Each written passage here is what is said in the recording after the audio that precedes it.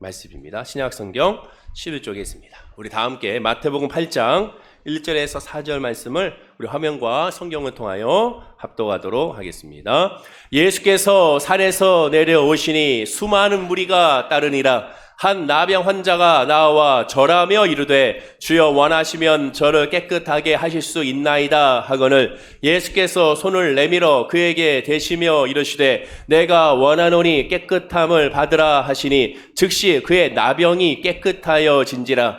예수께서 이르시되 삼가 아무에게도 이르지 말고 다만 가서 제사장에게 내 몸을 보이고 모세가 명한 예물을 드려 그들에게 입증하라 하시니라. 아멘. 이 말씀 마태복음 8장 1절에서 4절 말씀으로 내가 원하노니 깨끗함을 받으라 라는 제목으로 말씀의 은혜를 함께 나누고자 합니다. 선거가 지났지만 선거 때가 되면 그 어느 때보다도 정치적 이념으로 말미암아 나눠지는 것을 보게 됩니다. 진보 좌익이냐 보수 우익이냐 하면서 이념 논쟁이 한창이고 그로 말미암아 친구들 사이에도 심지어 가족들 또한 부자 관계도 또한 형제 관계도 그로 말미암아 깨어지는 경우 또한 그로 말미암아 상처받는 경우를 우리가 보게 되죠. 정치뿐만 아니라 기독교 신학에서도 좌익 진보 신학과 우익 보수 신학으로 나뉘어집니다. 진보 신학과 보수 신학을 나누는 기준은 여러 가지가 있겠지만 또한 100% 제가 지금 드리는 말씀 100%는 아니지만 보통 이렇게 나눠진다라고 할 수가 있습니다. 바로 분배와 성장에 대한 해석 차이인 것이죠. 좌익 진보 신학은 분배를 우선시합니다. 그래서 불쌍한 이웃사랑을 강조하죠. 실천을 강조합니다. 소외된 사람들에게 예수의 복음으로 말미암아 그들과 함께하고 그들에게 먼저 베푸는 것을 중요시 여기게 되는 것이 진보 좌익 신학이라고 할 수가 있습니다. 반대로 우리 보수 신학은 성장 중심입니다. 하나님 관계가 중요하죠. 그래서 하나님 관계가 중요하니 전도와 양육 그리고 예배에 중점을 둡니다. 하나님과 교제하며 영적 성숙을 이루는 것에 먼저 핵심을 갖게 되는 것이죠. 자, 그렇다면 이 좌익 진보 신학과 우익 보수 신학 중에 어느 신학이 맞는가 또는 어느 신학을 여러분들 어느 신앙을 가지고 있느냐 물어본다면 여러분들은 뭐라고 대답을 하겠습니까? 사실 이 질문 자체가 잘못되었죠. 하나님의 뜻이 어디 있는지를 물어야지 인간이 생각하고 인간 해석하는 그러한 이념적인 그러한 대립으로서 그것을 결정지으면 안 되는 겁니다. 그럼 하나님의 뜻이 무엇인가? 마태복음 22장 37절과 40절에 예수님은 분명히 주님의 뜻이 어디 있는지를 알려주고 있습니다. 우리 다 함께 한번 읽어볼까요? 자, 시작. 예수께서 이르시되 내 마음을 다하고 목숨을 다하고 뜻을 다하여 주 너의 하나님을 사랑하라 하셨으니 이것이 크고 첫째 되는 계명이요 둘째도 그와 같으니 내 이웃을 내 자신같이 사랑하라 하셨으니 이 두 계명이 온 율법과 선지자의 강령이라. 예수님은 분명히 말씀합니다. 하나님을 사랑하라. 그리고 내 이웃을 내 자신같이 사랑하라. 이것을 어떻게 했습니까? 첫째 되는 계명이요 둘째도 그와 같으니 같다고 말합니다. 하나님의 사랑과 이웃 사랑은 같은 것이지 따로 구분할 수가 없다라는 것이죠. 그러나 하나님은 질서를 만들어 주십니다. 첫째는 하나님 사랑, 둘째가 이웃 사랑이라는 것이죠. 그러나 그 질서 안에서 같다라는 겁니다. 예수님의 뜻은 둘을 구분하여 말하지 말라는 겁니다. 어느 것이 중요한지를 이야기하지 말라는 거예요. 어느 한쪽을 더 강조할 수 있다, 말할 수가 없다라는 겁니다. 하나님을 사랑하면 이웃을 사랑하게 되어 있습니다. 자연스럽게 따라갈 수밖에 없는 것이죠. 결국 둘 다 맞습니다. 또한 동시에 둘 다 틀리다고 할 수가 있죠. 어느 하나를 강조하는 순간 주님의 뜻에서 벗어나기 때문에 그렇습니다. 지금 말장난하는 것이 아니라 정치는 좌우를 나눌 수가 있고 또한 정치적인 이념은 나눌 수밖에 없을지라도 신앙은 주님을 향한 믿음은 좌우로 나눠질 수가 없습니다. 오직 예수 그리스도 한 분밖에 없고 예수 그리스도밖에는 없는 것이죠. 믿음, 예수의 믿음이냐 아니냐 이것만 있을 뿐 나머지는 없는 겁니다. 오늘 이렇게 어찌 보면 거창하게 말씀을 시작한 이유가 무엇일까? 그것은 오늘 본문에 예수님을 만나고 치유받는 나병 환자 때문에 그렇습니다. 오늘 본문의 이 나병 환자를 보게 되면 나병 환자를 통하여 두 갈래로 쫙 나눠집니다. 보수 신학과 좌익 신학으로 나눠지게 되죠. 그런데 둘 다 이 나병 환자에 대한 평가는 다 부정적입니다. 틀리다는 것이죠. 그르다는 거죠. 보수 신학, 하나님과의 관계를 중요시하는 사람들을 볼 때 나병 환자는 그릅니다. 왜냐하면 나병 환자는 죄인이라 이곳에 이 공동체에 사람들의 유대인들 사이에 섞일 수가 없기 때문에 그렇습니다. 율법을 중시하고 규례와 규칙을 중수하는 보수적인 신학의 하나님 관계를 중요시하는 사람들의 입장에서 봤을 때 이 나병 환자는 이 자리에 있어서는 안 되는 그런 사람이죠. 진보 신학, 이웃 사랑을 중요시하는 사람들로 볼 때도 나병 환자는 오늘 보면 나병 환자는 그럽니다. 나병 환자는 전염병입니다. 나병이라는 건 어마어마한 전염병이고 치유받을 수 없는 불치병이며 전염력이 어마어마하게 강하죠. 상처만 있어도 바로 옮길 수가 있는 무서운 병입니다. 이 전염병에 있는 이 사람이 이 공동체에 역시 있어서는 안 됩니다. 이웃을 살아간다면 더 여기 있으면 안 되죠. 격리하여 벗어나지 말아야 되는 사람이 이 자리에 있는 겁니다. 마치 코로나 우리가 바이러스 걸렸을 때 바이러스 걸린 데 불구하고 예배 드린다고 나온다면 모르는 사람이 뭐라고 생각하겠습니까? 똑같다라는 것이죠. 그런 겁니다. 있으면 안 되는 거예요. 그러나 예수님이 보실 때 오늘 본문의 나병 환자는 옳습니다. 지금 있는 이 자리가 옳습니다. 예수 앞에 있으니 옳은 거예요. 지금 있는 이 모든 환경이 옳은 겁니다. 예수님은 기뻐하시는 것이죠.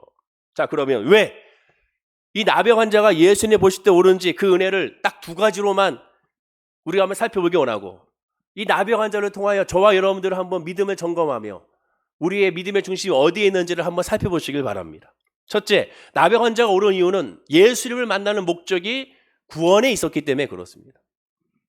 예수님은 산상수훈 말씀은 지난 시간에 끝난 팔복의 그 산상수훈의 말씀이 바로 마태복음 5장과 6장과 7장에 걸쳐서 기록되어 있습니다.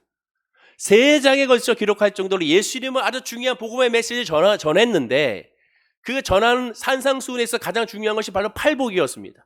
그래서 이 팔복을 중심으로 나머지 5장, 6장, 7장이 그거에 대한 실천사항과 같이 설명하고 있게 되는 것이죠. 따라서 팔복을 알면 팔복에 대한 믿음의 은혜 안에 거하면 나머지 모든 것들은 되어질 수밖에 없는 겁니다. 이 산상수훈의 예수님의 말씀의 결론이라 할 수 있는 것이 마태복음 7장 21절입니다. 자, 그럼 예수님의 결론으로 산상수훈의 결론으로 뭐라고 말씀하셨는가? 우리 다 함께 한번 읽어보겠습니다. 시작. 나더러 주여 주여 하는 자마다 다 천국에 들어갈 것이 아니요 다만 하늘에 계신 내 아버지의 뜻대로 행하는 자라야 들어가리라. 이게 산상수훈의 결론입니다. 모두 다 주님의 나라에 들어가는 것이 아니에요. 주여 주여 한다고 예배드리는 모습에 또 기도하는 모습에 봉사와 헌신하는 모습에 착각하지 말라는 거예요. 하나님 나라에 들어가고 구원에 들어가는 사람은 누구냐? 하늘에 계신 내 아버지의 뜻대로 행하는 자입니다. 하나님의 뜻대로 행하는 자가 구원에 이르는 거예요. 가르침대로 행하라는 거예요. 산상수훈에서 예수님이 말씀한 그 가르침대로 행하라는 겁니다. 그래야 구원의 역사가 나타난다는 거예요. 예수님은 지금 구원을 얘기하고 있는 거예요. 예수님은 삶을 얘기하는 것이 아닙니다. 예수님은 도덕을 얘기하는 것이 아니에요. 예수님은 구원을 얘기하고 있습니다. 하나님과의 관계에 죄사함을 이야기하고 있습니다. 그것을 5장, 6장, 7장에 걸쳐 설명했습니다. 그런데 이 예수님의 은혜로운 산상수훈의 말씀, 이 길면 길다는 이 말씀을 다 듣고 그것에 대해서 반응하는 사람들의 모습을 보십시오. 이 말씀을 듣는 유대 사람들은 첫 번째 반응을 이렇게 보입니다. 28절에 예수님께서 이 말씀을 마치심에 산상수훈이 끝나자 무리들이 유대인들이 예수님의 가르침에 놀랐다고 합니다. 예수님의 가르침에 들어보니까 너무 놀라운 말씀이죠. 원어적으로 보면 한 방 얻어맞은 것처럼 얼이 빠질 정도로 충격을 먹었다는 겁니다. 예수님의 말씀에 다 그 마음에 부딪힘이 있었다는 거예요. 두 번째 반응은 29절입니다. 이는 가르치는 것이 권위 있는 자와 같고 그들의 서기관들 같지 아니함이라라 라고 말합니다. 예수님의 산상수훈의 말씀을 들어보니 유대 종교 지도자들의 말과 같지 않다라는 거예요. 오늘날 따지면 목사님들의 평상시의 말씀과 같지 않다라는 겁니다. 율법사들과 바리새인들에게 배우고 듣고 했던 내용과 완전히 다르고 그 주는 은혜와 감격이 달랐다는 거죠. 그 핵심은 아까 얘기한 원어적 해설처럼 마음에 영적인 부딪힘이 있는 겁니다. 깨달음이 있는 거예요. 예수님 말씀 들어보니까 내 죄가 깨닫게 되고 주님의 말씀을 들어보니까 이러면 안 되겠다라는 생각이 들게 된 겁니다. 그래서 권위 있는 자 같고라고 표현한 것이죠. 왕이나 대통령처럼 권력을 가진 사람의 뜻이 아니라 말씀에 권위가 있어서 자발적으로 그 앞에 엎드릴 수밖에 없다라는 겁니다. 힘 때문에 엎드리는 것이 아니라 그 경외하는 마음으로 그 권위로 말미암아 엎드리는 거죠. 권세와 권위는 다르지 않습니까? 그런데 예수님이 가르침대로 행하라고 하셨으므로 그들은 어떻게 됩니까? 예수님 말씀이 끝났어요. 자, 이제 말씀이 끝났습니다. 산상순회에서 말씀이 끝나고 이제 이 말씀 뜻대로 행해라라고 예수님이 결론을 내려주셨습니다. 주님의 뜻대로 행하는 자가 하나님 나라의 백성이 될 것이라고 말씀을 가르침으로 결론을 내렸어요. 그러면 그 말씀의 가르침을 받은 유대 백성들은 어떻게 됩니까? 자, 여러분들은 어떻게 하겠습니까? 그러면 말씀이 끝났으면 집으로 돌아가야죠. 집으로 돌아가 하나님을 예비하며 이 가르침을 전하고 또한 형제와 화해하고 또한 원수를 사랑하며 빛과 소금의 역할을 감당할 수 있도록 예배자로서 하나님의 말씀에 행하는 사람이 되어야 되는 겁니다. 그런데 본문 1절의 시작이 뭡니까? 자, 읽어볼까요? 시작. 예수께서 산에서 내려오시니 수많은 무리가 따르니라. 집에 안 가고 그냥 따라다니고 있습니다. 예수님을. 집에 가야지. 연기 끝나고 영화가 끝나고 행사가 끝났으면 집으로 가야죠. 네, 여기가 족사오니하고 다 있는 거예요. 주의 말씀을 통해 은혜를 받게 깨달았으면 행해야 되는데 행하지 않고 그냥 계속 그 자리에 머물고 있는 것을 보게 됩니다. 예수님만 쫓아다니고 있어요. 근데 한 사람은 아니었습니다. 바로 오늘 본문의 주인공 나병 환자죠. 나병 환자의 당시 상황을 봐야 됩니다. 당시 신분이 어땠는가? 나병 환자는 바로 문둥병이잖아요. 어떤 대접을 받았는가? 민수기 12장 10절에 보면 모세의 누이 아론이 하나님의 종 모세를 질투하여 불만과 불평하자 하나님은 아론에게 징벌을 내리십니다. 동시에 또한 미리암에게 징벌을 내리십니다. 하나님께서 특별히 모세의 누이에게 징벌을 내리실 때 그 나병으로 말미암아 큰 아픔을 겪게 됩니다. 이 나병은 하나님의 징벌을 받은 죄인 중에 죄인으로 여겼습니다. 즉 나병을 내가 걸렸다는 것은 하나님과의 관계가 끊어지며 하나님의 앞에 죄로 말미암아 징계받는 것이라고 생각했습니다. 레위기 13장 40절과 46절을 보면 나병 환자는 옷을 찢고 머리를 풀며 입술을 가리고 외치기를 부정하다 부정하다 할 것이요 병 있는 날 동안은 늘 부정할 것이라 그가 부정한즉 혼자 살되 지정 밖에서 살찌리라 라고 말씀합니다. 전염이 워낙 강하니까 격리하여 생활하는 것이죠. 철저하게 대중과 분리된 가족과 분리된 공동체와 분리된 삶을 살아야 했습니다. 또한 나병 환자가 접촉한 사람도 같은 죄인으로 취급을 당했어요. 만약 나병 환자가 격리된 장소에서 나오면 돌에 맞아 죽기도 하는데 돌을 던진 사람은 아무런 잘못이 없었습니다. 살인죄가 적용이 되지 않을 정도였어요. 나병 환자는 이미 하나님의 진노로 말미암아 도저히 구원받지 못할 자로 낙인이 찍혔기 때문에 그렇습니다. 나병에 걸렸다? 저 사람 구원 밖에 있다. 나병에 걸렸다? 하나님 앞에 어마어마한 범죄했구나. 그 죄로 말미암은 결과로 저 사람은 나병에 걸렸으니 그 나병에 걸린 자를 사람들은 일반 유대인들은 긍휼히 여기지 않습니다. 왜? 죄에 따른 달게받는 벌로 생각했기 때문에 그렇습니다. 안타까워하지 않았습니다. 불쌍히 여기지 않았어요. 아, 쟤는 큰 죄를 저질렀구나. 하나님과의 구원의 밖에 있구나. 저 사람과 절대로 접촉하지 말아야지. 그런 생각을 하게 되는 것이죠. 그런데 오늘 본문의 나병 환자는 예수님께 나와 간구하고 있습니다. 일반적인 병 낫기를 기도한 것처럼 기도한 것이 아닙니다. 그 차원이 달라요. 틀림없이 본문의 나병 환자는 무리 속에 있지 못하기 때문에 함께하지 못하기 때문에 남들 눈에 띄지 않는 멀찍이 떨어진 곳에서 예수님을 보고 있었을 것입니다. 거기가 또 광야니까 지켜보기가 좋았겠죠. 그런 나병 환자가 갑자기 허다한 무리를 해치고 앞으로 나옵니다. 이 순간 세상에서 통용되는 관습과 율법과 예의와 제도와 규율과 법률과 상식을 뛰어넘는 겁니다. 단순하게 예수님께 달려가는 것이 아니에요. 하나님의 율법 규정을 위반하고 달려가는 겁니다. 하나님의 징계도 감수하고 달려가는 거예요. 그 자리에는 유대 종교 지도자들이 예수를 감시하기 위하여 지키고 있었습니다. 그 모습을 보는 순간 문둥병자 나병 환자가 예수님께 공동체에 달려와 예수님 앞에 엎드리는 순간 그 자리에서 그 전에 이미 이 나병 환자는 돌에 맞아 죽을 수도 있습니다. 유대 종교 지도자의 말 한마디에 몽둥이 찜질을 당하여 그 자리에서 죽음을 당할 수도 있습니다. 지금 나병 환자의 모습은 세상 사람들이 볼 때 미친 거죠. 미친 행위로 볼 수밖에 없습니다. 나병 환자의 기도의 부르짖음은 목숨을 걸고 한 기도의 부르짖음이고 예수님께 다가온 거예요. 지금이나 당시나 나병은 불치병입니다. 인간의 의술로 고칠 수가 없어요. 지금도 나병을 고칠 수가 없습니다. 완화할 수만 있죠. 항생제를 통하여 그 상처를 완화할 뿐 근본적인 나병의 그 병균을 없앨 수가 없습니다. 당시에는 페니실린과 마이신과 같이 또 항생제가 없었기 때문에 그들의 나병에 대한 질환으로 말미암아 그의 얼굴과 그의 몸뚱이는 더 끔찍할 정도의 모습을 가졌을 것입니다. 불과 우리나라도 몇십 년 전만 해도 나병 환자들에 대한 모습은 어떻습니까? 심지어 어떤 얘기가, 제가 어릴 때 초등학교 다닐 때 이런 소문이 있었죠. 신문에도 나오고 뉴스에도 나왔습니다. 나병 환자들이 어린아이들의 간을 먹으면 낫는다는 소문이 난다는 그런 유언비가 퍼질 정도였죠. 또한 문둥병자들, 즉 나병 환자들은 다 괴물 취급을 당했습니다. 왜? 흉측한 모습이었기 때문에 그렇죠. 당신은 더 말할 것도 없습니다. 나병 환자는 인간 취급을 하지 않았죠. 마태복음으로 따지면 이 사건 이전에 예수님은 나병을 고쳐준 적이 단 한 번도 없습니다.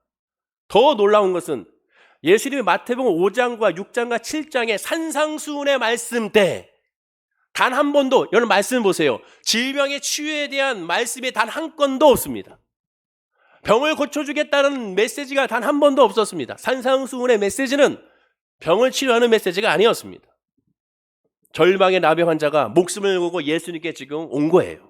자, 성경을 잘 봐야 됩니다. 본문 2절을 우리 다시 한번 읽어볼까요? 자, 시작. 한 나병 환자가 나와 절하며 이르되 주여 원하시면 저를 깨끗하게 하실 수 있나이다 하거늘.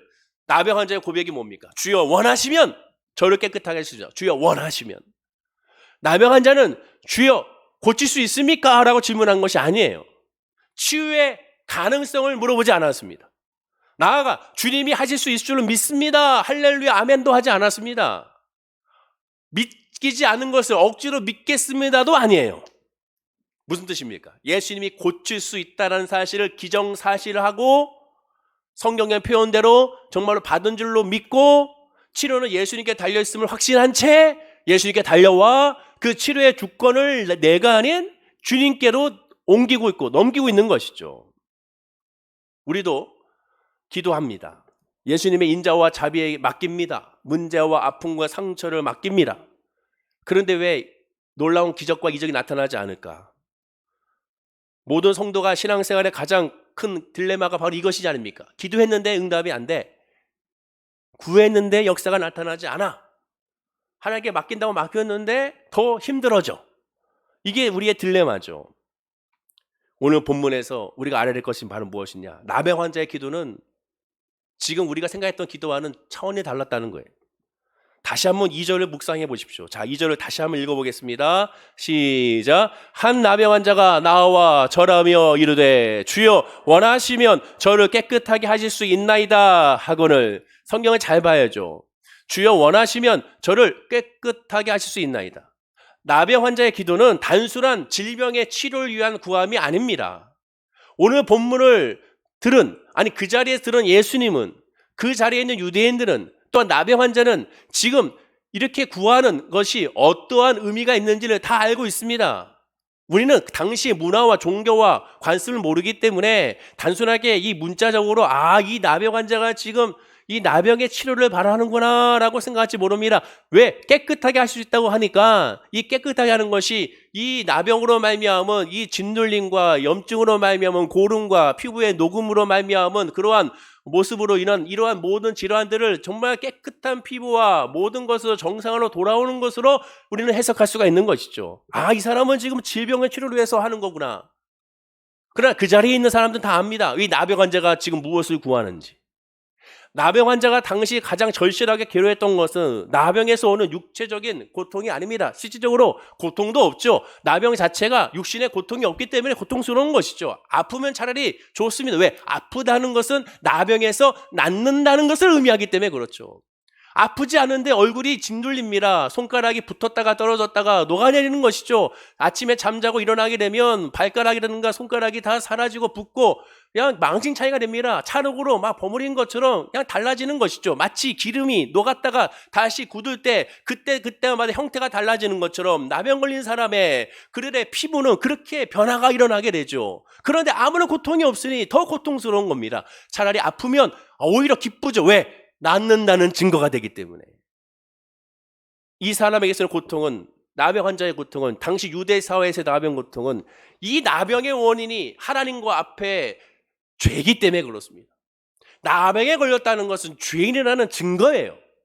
나병에 걸렸다는 건 하나님 관계에 멀어졌다는 증거예요. 더 충격적인 것은 구원에서 벗어났다라는 증거입니다. 그 얘기는 뭡니까? 내가 죽으면 하나님 나라의 백성이 될 수가 없다는 것. 그게 더 충격인 거죠. 하나님의 진노를 받은 죄인 중에 죄인으로서 모든 사회에서 격리되고 하나님은 예배할 수도 없습니다. 예배에 참여할 수도 없어요. 죄사함에 피해 제사를 드릴 수가 없습니다. 죄를 용서받지 못하는 그런 위치에 있는 것이 나병 환자였습니다. 주여, 원하시면 저를 깨끗하게 하실 수 있나이다. 하나님의 진노에서 벗어나 사회적인 매장에서 벗어나 유대인으로서 예배자로서 하나님 앞에 서기를 원한다는 거예요. 여기서 깨끗함은 죄사함의 깨끗함을 말하는 거예요. 왜? 죄가 해결돼야 이 나병에서 해결되기 때문에 그렇습니다. 나병이 해결돼야 죄가 해결되는 것이 아닙니다. 죄가 해결돼야 나병이 해결된다고 생각하는 것이 유대인의 믿음이요 신앙이었기 때문에 그렇습니다. 기도의 응답 모두도 다 주님께 맡겼습니다. 질병의 치료가 먼저가 아니에요. 주님의 역사가 먼저입니다. 그렇습니다. 나병 환자가 지금 구하는 것은 단순한 치료가 아니라 하나님의 긍휼입니다. 죄사함이에요. 죄사함을 구하고 있는 거예요. 주여 용서하여 주옵소서. 주여 용서하여 주옵소서. 이 차이를 이해하시겠습니까? 반면에 예수님의 설교, 산상수훈의 설교를 들었던 유대인들의 반응을 보십시오. 예수님의 말씀이 권세 있는 자와 같지 않고 권위가 있다라고 말하고 있습니다. 마음에 부딪힘이 있다는 거잖아요. 성령의 능력으로 말미암아 그 설교를 들으며 예수의 말씀을 들으며 깨달음을 얻게 됩니다. 아, 이러지 말아야지. 예배자로 서야지. 주님의 뜻대로 있어야지. 그런 부딪힘이 있기 때문에 이렇게 고백을 한 것이죠. 예컨대 오늘 목사님 설교 참 잘하네라고 느끼는 것과 똑같습니다. 저 목사님은 참 설교가 좋네. 저 목사님 참 설교가 은혜가 되네. 그런 말을 하는 것과 똑같아요. 하지만 문제는 뭡니까? 거기뿐이죠. 그 말뿐. 부딪힘이 있으면 어떻게 됩니까? 그 말씀 가운데 은혜가 되네 하면 어떻게 됩니까? 그럼 주님께 엎드려 경배하고 예배하고 돌아와야죠. 할렐루야 아멘하고 끝나는 것이 아니라 그랬으면 이제 주님 앞에 엎드려 예배자로 서야죠. 그 말씀을 듣고 주님의 뜻대로 행해야죠. 그러나 그냥 옳다고만 하고 행하지 않는 겁니다. 여기 성경에 어느 누구도 그 산상수훈의 말씀을 듣고 그 말씀을 듣고 엎드려 주여 나는 죄인입니다 한 사람이 있습니까? 한 사람도 없죠. 나중에 나오긴 하지만 제자들과 주여 나를 떠나소서라고 고백은 하지만 그 산상수훈의 말씀 마태복음 5장, 6장, 7장의 그 말씀을 듣고 그 백성들은 따라다니기만 했지. 나는 죄인입니다. 나는 죄인입니다.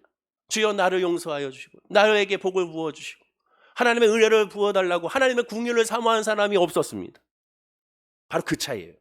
반면에 같은 말씀 어쩌면 사람들 소문을 들을지 몰라고 멀리서 좀 들을지 모르고 할지 모르지만 이 나병 환자는 성령의 역사로 말미암아 저분이 아니면 내가 죄를 사함을 받지 못한다는 사실을 의심하지 아니하고 죽을 각오로 온 겁니다.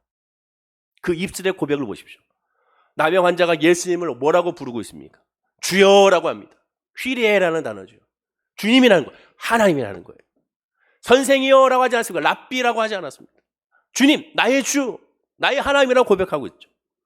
더군다나 나병 환자는 저의 몸을 고쳐라 하지 않고 너를 깨끗게 해주십시오. 죄사함을 말합니다. 구약에서 제사를 지낼 때 제사의 주체는 누구예요? 인간입니까? 하나님이잖아요. 하나님 앞에 피해 제사 드릴 때 그 피해 제사가 하나님이 흠양해 주셔야 됩니다.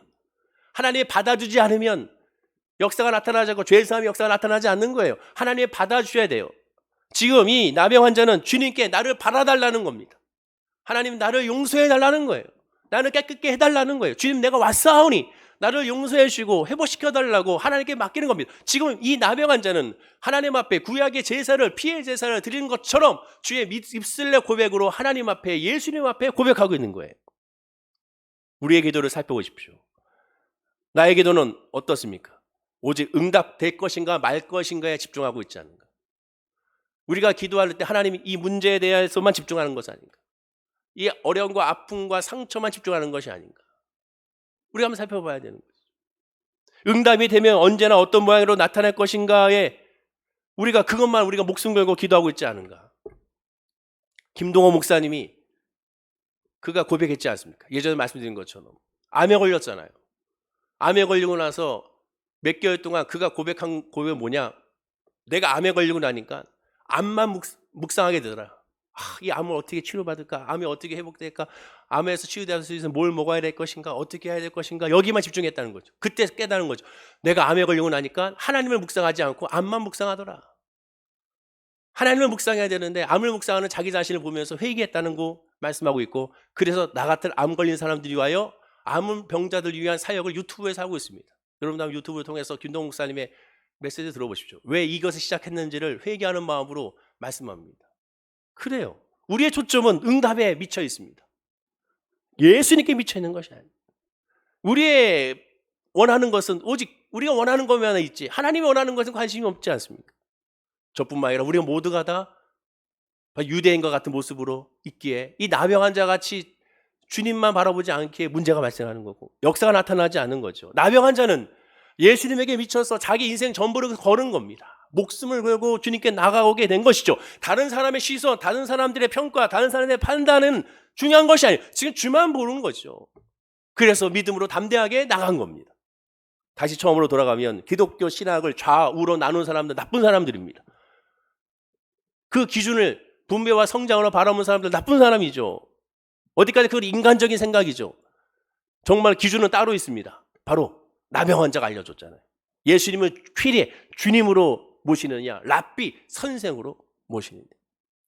예수님을 나의 죄 사함을 주시는 십자가, 그리스도의 보혈의 십자가의 구원, 메시아 그리스도로 바라보느냐, 내 삶을 그냥 채워주는 그런 마치 마트의 점원처럼 생각하느냐, 바로 그 차이가 되는 것이죠.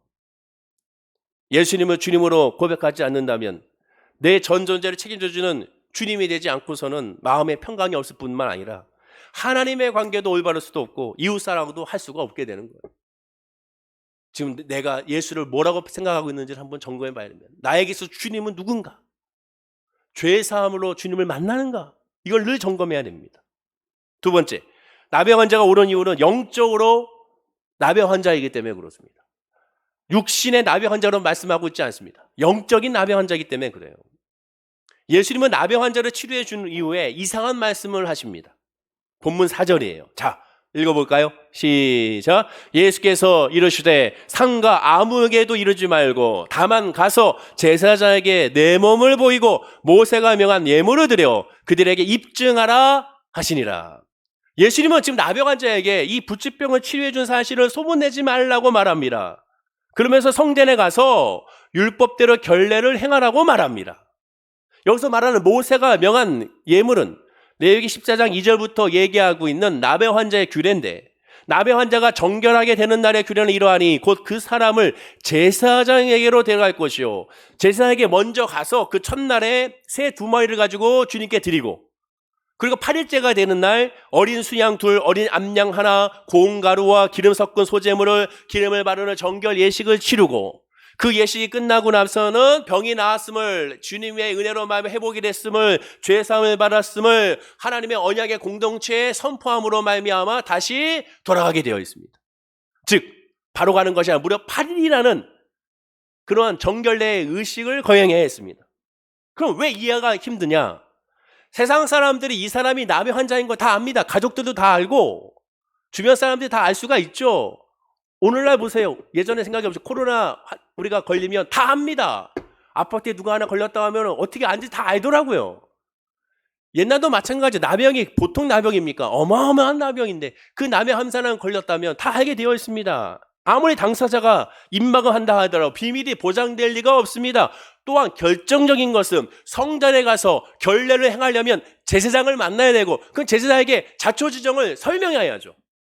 그걸 설명하는데 거짓말합니까? 거짓말이 됩니까? 내가 예수를 만나서 치유받았는데 어떻게 치유됐느냐? 어떻게 이렇게 깨끗해졌느냐? 어떻게 이렇게 피부가 이렇게 좋아졌느냐? 옛날에 뭐 돌아갔느냐? 갑자기 이렇게 됐습니다. 그 말이 나옵니까? 나올 수가 없죠. 주님을 만났는데 어떻게 그 말이 나옵니까? 그 경위를 설명할 수밖에 없죠. 또한 1대1에 만난 게 아니잖아요. 주변 사람들, 이스라엘의 공동체, 유대의 공동체 쫙 사람들, 여러 사람들이 우르르르르 있는데 그 있는 그 자리에서 만났는데 이 나병 환자가 입 닫는다고 다른 사람들이 입 닫겠습니까? 어디서 가든지 다 전하게 되죠. 본문의 내용을 같이 기록한 마가복음 1장 40절과 45절에 의하면 예수님으로부터 비밀을 지키라고 당부한 나병 환자는 어찌했는지 보십시오. 비밀을 지켰는가? 못 지켰습니다. 1장 45절에 나가서 이 일을 많이 전파하여 널리 퍼지게 했다. 아예 그냥 널리 퍼지게 했습니다. 성경 보면 이 일을 많이 전파하고 널리 퍼지게 했습니다. 그럴 수밖에 없죠. 이로 말미암아 약속을 지키지 못하자 그 결과가 이어지는 45절에 나옵니다. 그러나 그 사람이 나아가서 일을 많이 전파하여 널리 퍼지게 하니 그러므로 예수께서 다시는 드러나게 동네에 들어가지 못하시고 오직 바깥 한적한 곳에 계셨으나 사방에서 사람들이 그에게로 나오더라라고 말합니다. 소문이 퍼지자 예수님의 동네에 들어갈 수도 없을 정도로 사람들이 예수님께 다가오는 거예요. 막 몰려오기 시작하는 겁니다. 왜? 소문 났으니까 몰려오는 거죠. 교통과 통신이 발달되지 않았던 바로 그때 이런 소문은 더 빨리 나갈 수밖에 없죠. 지금 발생한 상황을 보시면 아무리 따져보아도 나병 환자가 지킬 수 있는 형편이 아닙니다. 아니 100% 도무지 비밀을 지킬 수가 없죠. 당시 나병 환자 입장으로 한번 다시 돌아가 보십시오. 나병 환자들은 성 밖에서 따로 생활합니다. 가족들이 가져다 드는 음식으로 연명하며 지낼 수밖에 없고 그러면서 죽을 날만 기다릴 수밖에 없죠. 나병 환자들은 서로 모여 있으면서 서로 죽을 날만 바라보면서 안타까워하는 그런 모습으로 생활할 수밖에 없습니다. 희망이라는 건 없죠. 거기서 하나님을 예배할 수도 없고 제사를 지낼 수도 없으니 그냥 그 자리에서 다들 그냥 정말로 죽을 날만 기다리고 희망이라는 전화도 없는 그런 상태입니다. 그런데 본문 1절을 보면 예수께서 산에서 내려오시니 수많은 무리가 따랐습니다. 예수님이 성 안에서 어떠한 광장에서 말씀을 전하고 있는 것이 아니라 성 밖에 있는 산에서 말씀 산상수훈이잖아요. 산에서 말씀을 전하시고 지금은 다시 동네로 들어가고 있는 과정인데 그 모습을 이 나병 환자가 본 겁니다. 그리고 이 나병 환자는 달려가 예수님께 엎드리게 된 것이죠. 격리 생활하며 있어야 할 이 나병 환자가 수많은 무리 사이에 들어가게 된 겁니다. 그리고 치유받았어요. 자, 그러면 이 나병 환자가 가장 무엇을 먼저 하겠습니까? 여러분 뭐 먼저 할까요? 여러분들이라면 어떻게 하겠습니까? 저 같으면 어떻게 할까요? 제가 나병에 걸렸다면 저와 함께 하고 있었던 그 나머지 나병 환자들을 생각할 겁니다. 왜? 그들도 다 그런 고통 가운데 있으니 그들에게 먼저 달려가 내가 예수를 만나 치유받았다고 내 몸을 보여주면서 너희도 얼른 가서 예수를 만나라고 할 겁니다. 누가복음 17장에 보면 10명의 나병 환자가 예수님을 향해 외치잖아요. 어쩌면 이들도 이런 소문을 들을지도 모르고 혹 치료받은 나병 환자에 같이 있었던 사람들일지 모르겠습니다. 다 똑같은 입장에 있는 사람들 생각할 수밖에 없죠. 요한복음 1장에 보면 시몬 베드로 형제 안드레가 예수를 만나자 어떻게 했습니까? 41절에 그가 먼저 자기 형제 시몬을 찾아 말하되 예수를 만나고 나서 제일 먼저 자기 형제 시몬에게 가서 우리가 메시아를 만났다라고 말하면서 거기서 끝나는 것이 아니라 이어지는 2절에 데리고 예수께 다가왔습니다. 내가 예수를 만나자 어찌 나 혼자 예수를 만날 수 있어요? 내 사랑하는 가족, 내 형에게 찾아가서 내가 예수를 만났다 하니까 가만히 있으니까 끌고 예수님께 보라고 예수님을 만나자고 달려갑니다. 그러자 성경 보시죠. 데리고 예수께로 오니 예수께서 보시고 이러시되 내가 요한의 아들 시몬이니 장차 개발하리라 라고 말씀하고 있죠. 내가 은혜 안에 구하고 내가 성령 안에 구하면 참을 수가 없습니다. 어떻게든지 그 전하고 싶죠. 어떤 사람에게? 가장 가까운 사람들에게. 안드레가 형 베드로를 찾아가 우리가 예수를 낳았다고 끌고 갔던 것처럼 그렇게 하고 싶을 것입니다. 본문에서 예수님이 모르고 이렇게 하신 것이 아니에요. 그럼 왜? 복음을 더 증거해야 하는데 왜 예수를 구태여 비밀로 하라고 하셨을까? 나병 환자가 교만하지 않게 하기 위한 것인가? 물론 그럴 수 있죠.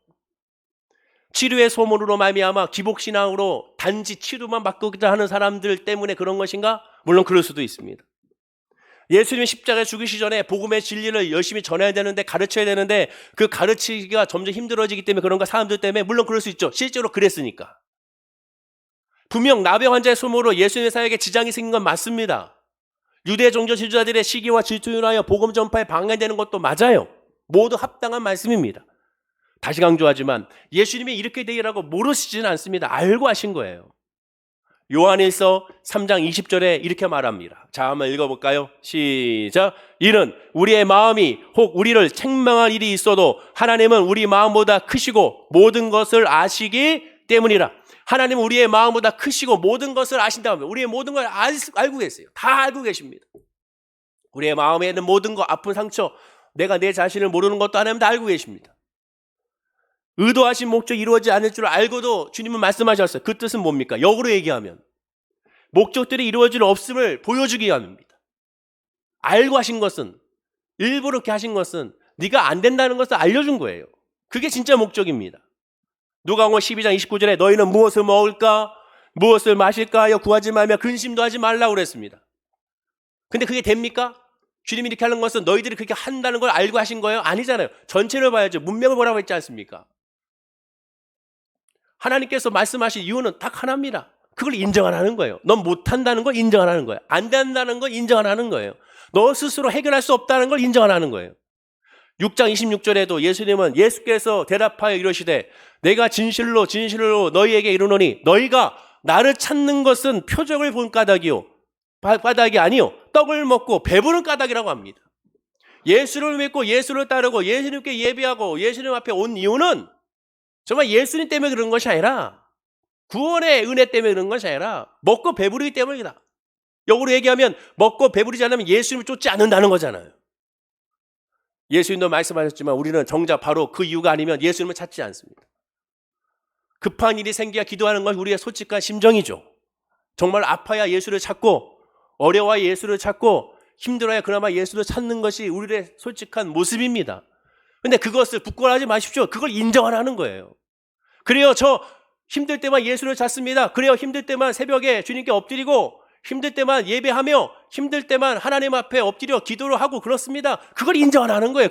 그 자체를 부끄러워하지 말고 그 자체를 정죄하지 말고 그 자체 너의 있는 모습 그 자체를 인정하라는 거예요. 안 된다는 것을 인정하라는 겁니다.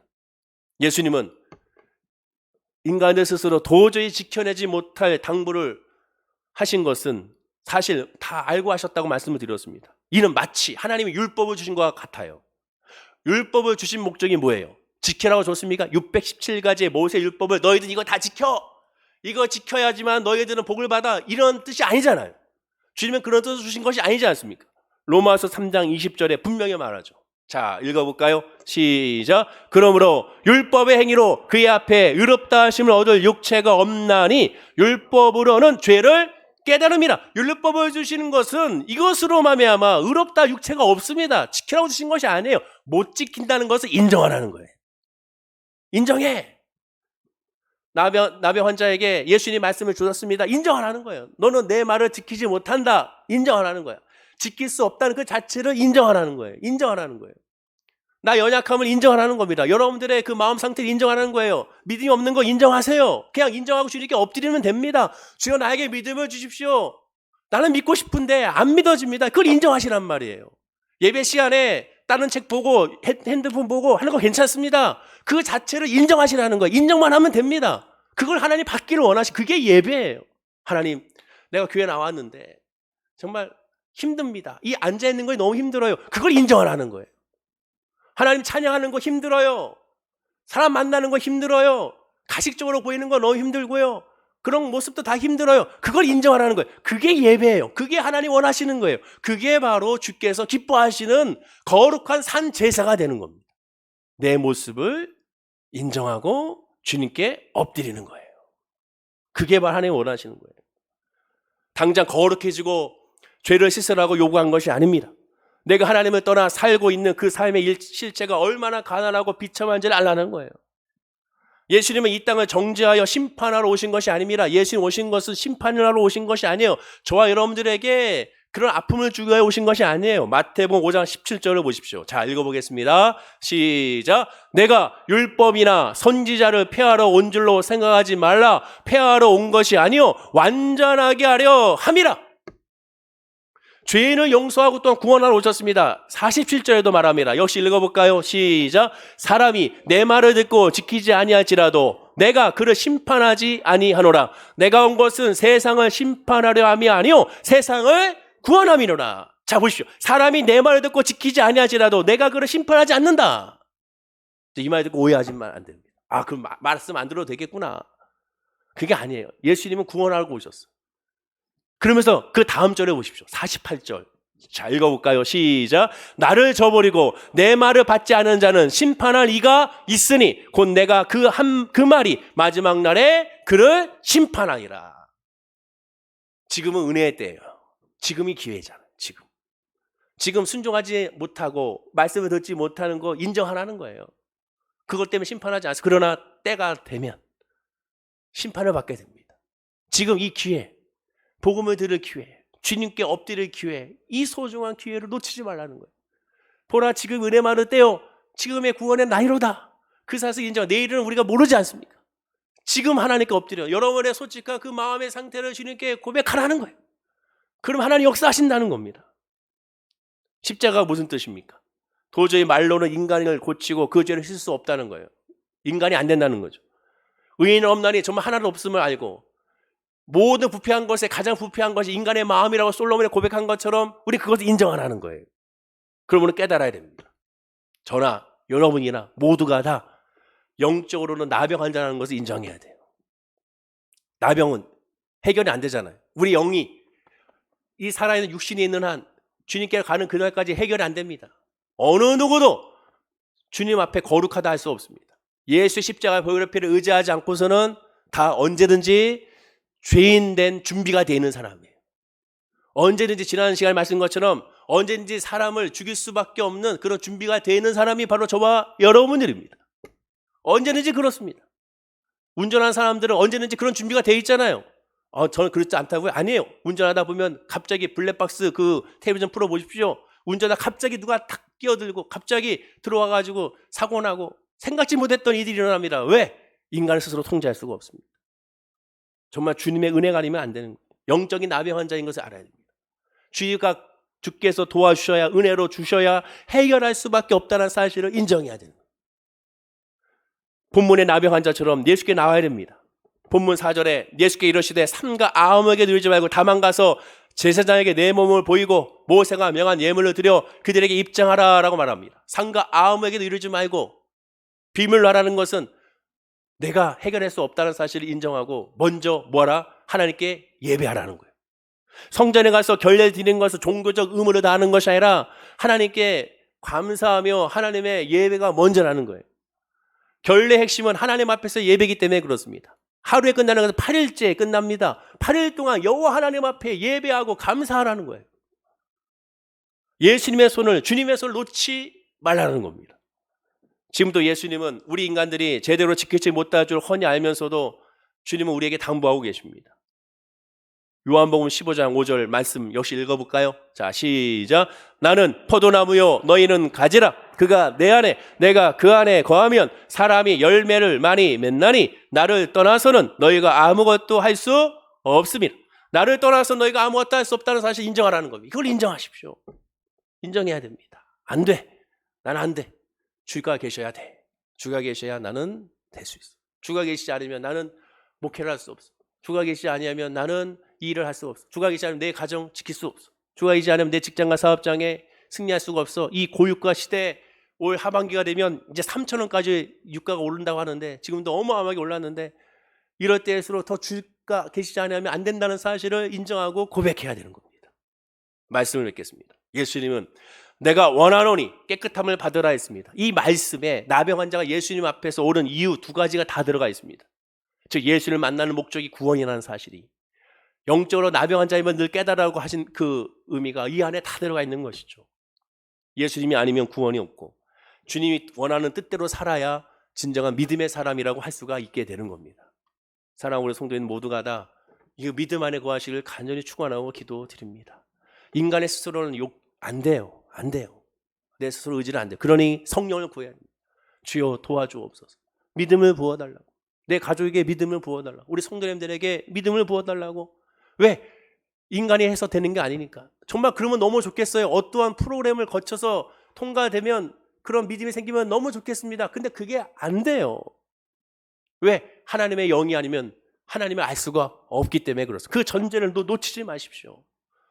그리고 더 주님을 의지하고 주님께 엎드리는 저와 여러분이 됐을 때 하나님은 그 은혜로 말미암아 저와 여러분들에게 나비 황자 같은 큰 은혜와 사랑으로 우리를 이뤄 주시게 될 줄로 믿습니다. 기도하겠습니다. 아버지 하나님, 예수가 아니면 구원함이 없고 예수가 아니면 뜻대로 살지 못함을 다시 한번 고백하게 됩니다. 내가 원하노니 깨끗함을 받으라라는 그런 주님의 음성이 우리 모든 성도님들에게 들려지게 하여 주옵소서. 주의 은혜로 말미암아 성령을 부어주시고 그 믿음으로 말미암아 문제와 아픔과 상처와 질병을 이겨나가는 우리 성도님들이 다 되게 하여 주시옵소서. 현재 나의 신앙의 상태를 인정하게 하여 주옵소서. 연약한 상태, 부족한 상태, 은혜를 알지 못하는 상태, 찬양과 기도가 내 입술에서 끓이지 않는 상태, 이 모든 것들을 주님 앞에 고백하게 하여 주시고 그 고백으로 말미암아 은혜를 구하고 성령을 구할 때 하나님의 놀라운 사랑과 섭리를 깨달아 알아가는 우리 성도님들이 되게 하여 주시옵소서. 감사드리며 예수님의 이름으로 기도드립니다. 아멘.